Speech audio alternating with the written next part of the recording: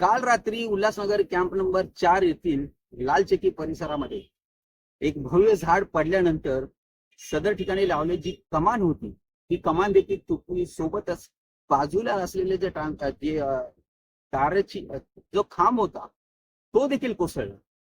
या घटनेमध्ये महत्वाची बाब ही होती की त्यामध्ये कुठल्याही प्रकारची जीवितहानी झालेली नाही. बाजूला सातत्याने जिथे रिक्षा स्टँड देखील असतो अशातच जी घटना घडली होती ती अत्यंत भयानक होती.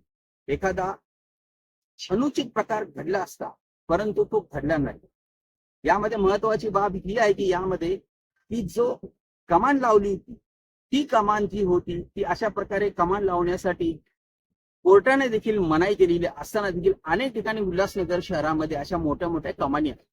या कमानीचे ऑडिट करणे अत्यंत गरजेचं आहे. कधीही कुठल्याही प्रकारचा मोठा धोका हा होऊ शकतो. त्यामुळे उल्हासनगर महानगरपालिकेने याबाबत आता दक्षता घेऊन शहरभरामध्ये जितक्या मोठ्या मोठ्या कमानी आहेत त्या कमानीबद्दल ऑडिट करून पुढील कारवाई करणे अत्यंत गरजेचे आहे. काल जी घटना घडली त्यामध्ये उल्हासनगर महानगरपालिकेचे अग्निशमन दल आणि अनेक कर्मचारी यांनी तत्परता दाखवून ते झाड जे होते ते कापलं आणि रस्ता मोकळा करण्यासाठी प्रयत्न रात्रभर त्यांचा चालू असतो.